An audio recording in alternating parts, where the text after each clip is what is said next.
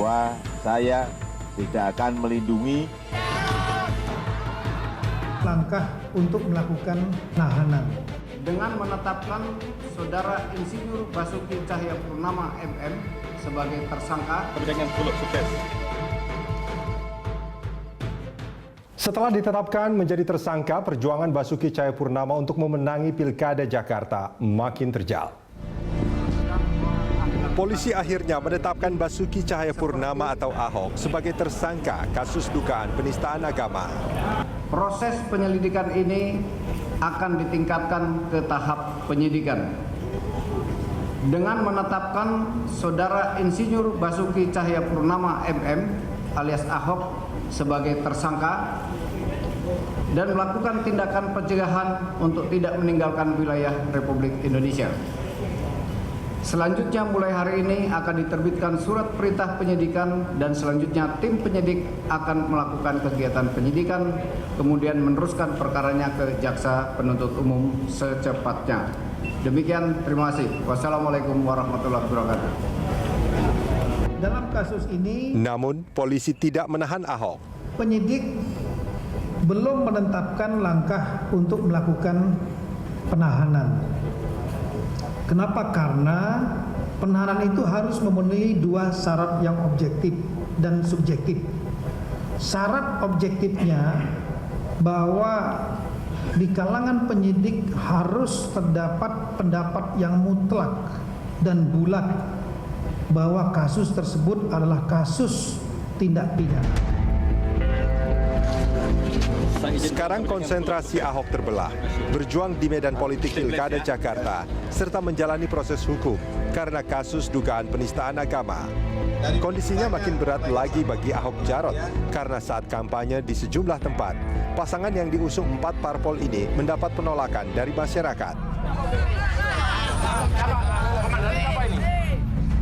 Apa yang bakal dilakukan Ahok Jarot dan tim pemenangannya untuk keluar dari situasi sulit itu?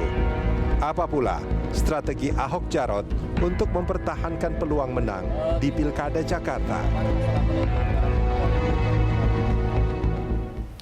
Ya, The Headlines kali ini mengangkat topik setelah Ahok tersangka. Dan untuk membahasnya, kami mengundang Sumarno, Ketua KPU DKI Jakarta, lalu ada Taufik Basari, juru bicara dari tim pemenangan Basuki Cahayapurnama, dan Jarod Saiful Hidayat. Dan selain itu juga ada Budiarto Sambazi, wartawan senior Kompas, dan Gun-Gun Herianto, pakar komunikasi politik dari UIN Syarif Hidayatullah Jakarta. Terima kasih Bapak-Bapak sudah hadir di The Headlines. Saya langsung ke Mas Taufik Basari. Ini nampaknya jalan Ahok semakin berat. Apa upaya yang akan dilakukan oleh tim? Ya, pertama-tama tentu kita tidak ada yang mau atau tidak ada yang mengharapkan hal ini terjadi. Kita tentu prihatin ya bahwa harus ditetapkan menjadi tersangka ya salah satu pasangan calon. Ini kerjanya jadi 2 kali kan? Ngurus soal proses hukumnya dan ngurus soal pilkada. Ya, tapi kita mengambil dari sisi positifnya bahwa saat ini sebelumnya ada tuntutan ya agar ada proses hukum yang berjalan dan pihak kepolisian kita berikan apresiasi pula telah melakukan tugasnya dengan baik, profesional, tanpa intervensi. Sehingga kemudian kita pun akan mengikuti proses hukum ini. Ya. Jadi tuntutan-tuntutan bahwa harus ada proses hukum sudah dipenuhi. Kalau boleh jujur Mas Taufik Basari, ini dari tim sukses berasa lebih berat nggak sih sekarang untuk menjalani pilkada ini? Begini, kalau kemarin-kemarin tentu kita ada di dalam posisi menggantung juga ya. Ada tuntutan proses hukum harus berjalan. Ya. Sementara kita juga harus memberikan pemahaman bagi masyarakat ya. Bagaimana posisi Pak Ahok sebenarnya. Nah, kalau sekarang proses hukumnya sudah berjalan, biar saja itu berjalan, ya. Tapi di sisi lain kita pun juga akan berkonsentrasi pada proses pilkada yang harus dihadapi. Yang paling penting proses ini harus kita lihat bahwa jangan sampai kita mencampur adukan antara politik dengan hukum. Tapi itu pertanyaan saya tadi, berat nggak sebetulnya ngejalaninnya sekarang? Kalau kita lihat, justru setelah penetapan tersangka ini, makin banyak pihak yang merasa bahwa ya saat ini Pak Ahok sedang dizolimi. Oke, ya. baik. Jadi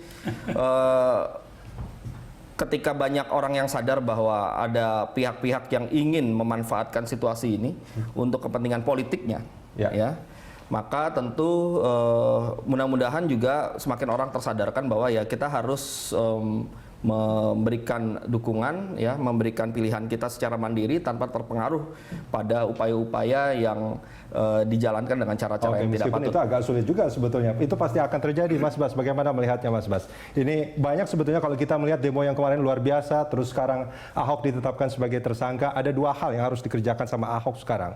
Proses hukum dan bagaimana memenangkan pilkada. Nah, ini gimana Mas Bas melihat ini? Kalau di kalangan wartawan, kami mendengar seperti yang Taufik katakan, memang suasana sekarang lebih pasti untuk calon nomor 2. Kepastian itu lebih, ya relatif lebih enak, lebih nyaman daripada sebelum tersangka itu nggak pasti banget kan. Sekarang paling nggak ada. Langkah-langkahnya sudah lebih jelas gitu ya. Lebih jelas sekarang. Dan kami juga mendengar di kalangan wartawan ya, justru ada basis-basis yang tergerak untuk mendukung Ahok dan Baja lah ya. Mereka malah tersadarkan bahwa ini memang harus dibela sampai habis, sampai 15 Februari. Ini ada semacam blessing in disguise artinya. Kira-kira begitu, tapi jangan lupa juga, bisa saja yang swing voters ini juga pada akhirnya semuanya nggak mau ke situ, karena berbagai pertimbangan, bisa begitu. Yang saya dengar atau kami dengar juga memang sekarang ini taruhannya bagi kubu nomor 2 itu bukan lagi persoalan Ahok tersangka atau tidak, tapi ini sudah merupakan ya sebuah perjuangan ordeal yang harus dijalani untuk menegakkan kebinekaan. Dan itu sebuah dalih yang cukup penting ya untuk lebih semangat gitulah kira-kira. Kang Gun-Gun, ini kalau kita melihat, bagaimana Anda melihatnya? Kalau saya melihat begini, soal berat atau tidaknya bebannya Pak Ahok itu sangat ditentukan menurut saya 3 faktor. Apa itu? Pertama adalah soliditas dari infrastruktur pemenangan. Karena artinya tim suksesnya? Ya, seberat apapun proses ini akan sangat bergantung juga pada mobilitas mereka. Apakah solid atau tidak? Kalau solid pasti kan juga mengurangi beban. Ya. Kemudian yang kedua adalah strategic planning dalam konteks political marketing. Karena bagaimanapun posisi ini berkelindahan kan dengan persepsi banyak pihak, terutama voters yang tadi Mas Bas sudah bilang, lapisnya itu masih ada lapis-lapis yang sebenarnya bisa dipengaruhi oleh konstruksi opini yang berkembang sedemikian dahsyat ya, baik di media mainstream maupun di media sosial. Ini yang disebut dengan simpul-simpul suara. Contoh misalnya di general public, masyarakat awam dan publik berperhatian atau attentive public. Nah, 2 lapis ini menurut saya harus butuh kerja lebih keras lagi di kalangan teman-teman tim sesnya Baja ya. Karena bagaimanapun ini terkait tentu dengan persepsi yang publik kemudian kemarin episentrumnya ada di Pak Ahok gitu. Kemudian yang ketiga menurut saya akan sangat dipengaruhi juga oleh faktornya Pak Ahok. Karena semua problem ini titik episentrumnya Pak Ahok. Artinya Pak Ahok itu harus sedikit mengurangi kebiasaannya yang komunikasi politiknya itu. Contoh misalnya ketika ditanya soal terkait dengan demo, terkait dengan penetapan, itu pola-pola komunikasinya jauh harus lebih terkontrol dengan baik, sehingga tidak menimbulkan misalnya persoalan baru. Iya, karena setelah tersangka kan Ahok luar biasa dimintai wawancara oleh banyak pihak, bahkan internasional. Pak Sumarno, banyak sebetulnya yang menyangka bahwa ini setelah statusnya tersangka, mestinya sudah ada masalah dengan pencalonannya. Ini mungkin Pak Sumarno bisa menjelaskan ini. Ya, memang setelah Pak Ahok tersangka, yang banyak pertanyaan ditujukan pada KPU. Bagaimana status pencalonan Pak Ahok? Itu secara langsung disampaikan ke KPU? Ya, banyak sekali pertanyaan semacam itu. Kalau kita lihat undang-undang pilkada kita ya, kemudian juga dalam peraturan KPU tentang pencalonan gubernur, bupati, dan wali kota, itu status tersangka seorang calon kepala daerah atau wakil kepala daerah itu tidak mempengaruhi status pencalonannya. Tidak mempengaruhi status pencalonan. Yang bersangkutan tetap bisa mengikuti seluruh tahapan pilkada. Kalau sekarang sedang tahapan kampanye, berarti yang bersangkutan juga tetap bisa mengikuti seluruh rangkaian kegiatan kampanye. Jadi tidak ada pengaruh apapun yang terkait dengan status tersangka. Jika ada vonis yang sudah ingkrah, taruhlah misalkan ini kita berandai-andai memang bersalah, apakah itu dampaknya akan seperti apa? Memang ada kemudian ada tindak lanjutnya, itu tadi baru koma. Kalau kemudian status tersangka ini sampai dengan masa pemungutan suara, seandainya beliau kemudian terpilih, maka tetap yang bersangkutan dilantik sebagai gubernur dan juga wakil gubernur, begitu pasangan Pak Ahok Pak Jarot. Tapi kemudian kalau kemudian sudah menjadi terdakwa, misalnya sudah diproses di pengadilan, kemudian di hadapan di sidang dan kemudian berubah menjadi terdakwa, maka yang bersangkutan diberhentikan sementara sebagai gubernur yang baru dilantik tadi, dan kemudian akan mengikuti proses persidangan. Kalau nanti dalam proses persidangan ternyata hakim memutuskan yang bersangkutan tidak terbukti melakukan tindak pidana yang disangkakan itu, maka kemudian akan dipulihkan haknya sebagai gubernur definitif dan bisa menjalankan tugasnya seperti biasa. Tetapi kalau kemudian menjadi terpidana, artinya terbukti melakukan tindak pidana yang disangkakan, maka kemudian diberhentikan secara permanen dan kemudian digantikan wakil gubernurnya. Dengan ancaman hukuman apapun?